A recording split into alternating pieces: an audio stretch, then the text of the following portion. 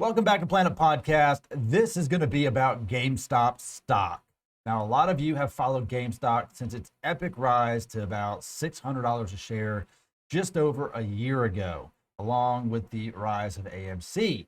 Now, why is GameStop back in the news? Why did I stop talking about it? Lots of reasons. Well, stop talking about GameStop because GameStop stock has been pretty much a dead cat for the most part. It's traded normally through the market. It's had a couple days where it was 8-10% up, 15% up, 10% down, nothing ridiculous. I personally will not trade GameStop based on its lackluster volatility and overall just dead cat kind of stock in the marketplace. It has been trading at like $120, $110 a share. And if you go way back in time to previous videos where we talked about GameStop, I did kind of presume that it would stay kind of in that area.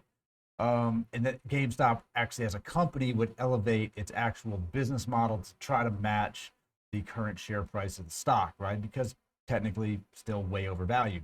However, why is it back in the news today?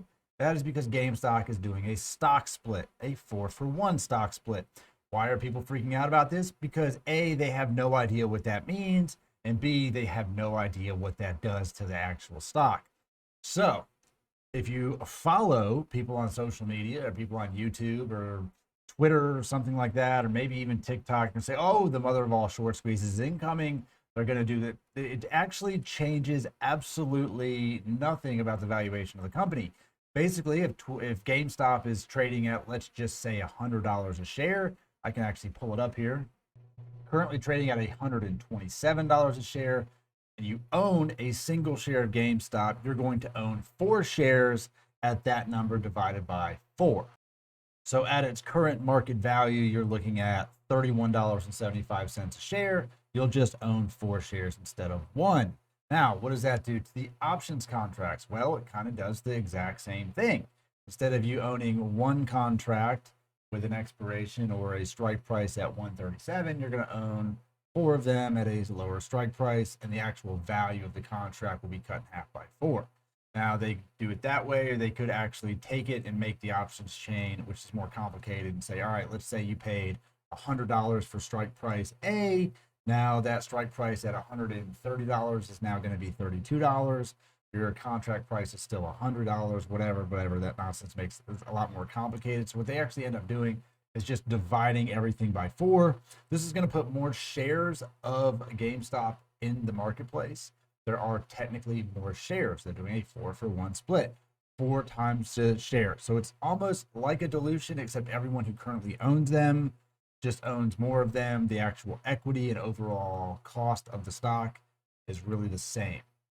It doesn't mean that it's going to squeeze. It doesn't mean that it's going to go to the moon. It doesn't mean any of that stuff. All it does is make it a little bit more affordable. It takes the open shares that were available and it gives it a multiple of 4. So let's just say there was, 5 million open shares in the market. Now there's going to be 20 million open shares, but the price is going to be a quarter of the price. So it does make it slightly more affordable for retail investors to get in there, even though I would argue that majority of the platforms that you can trade on for retail are going to let you buy fractional shares. So it's still kind of irrelevant, right? Unless you are looking at voting rights or something of that nature, which, let's be honest, you're not. You're not looking at it. Whether or not they pay a dividend, that's probably irrelevant to you anyway if you are concerned about a 4-for-1 share split. Now, if you owned 10,000 shares of GameStop currently and you're going to own 40,000, dividend might make sense to you. But going into the stock split, it kind of doesn't really matter, right? Amazon did a stock split. Google is about to do a stock split. Tesla is going to vote to do a stock split. So all of these larger mega caps are about to get cut down to a lower price point, and that does make it a little bit more affordable. It might make some of them a little bit more volatile to watch throughout the day as they get traded. The price action is going to be a little bit more intense to watch. If you were watching Google at $2,300 a share, its ticker is pretty boring to watch. It takes a absolute ton of money to move that thing just a little bit, so it's not quite as crazy to watch as the other ones are. Now, if you look at GameStop, it does trade kind of like that. So if it's lower, then sure, maybe we'll see a little bit more movement in it. It's not going to make it more or less likely to squeeze or more or less likely to do anything else of that nature. So if you're trading GameStop, everything's pretty much going to stay about exactly the same. Don't get too excited. Don't think it's going to space. If you're underwater, averaging down, it's not really going to matter because, like I said, the equity, overall equity in the actual company is exactly the same. I hope this answers some of your questions. See you guys in the next one.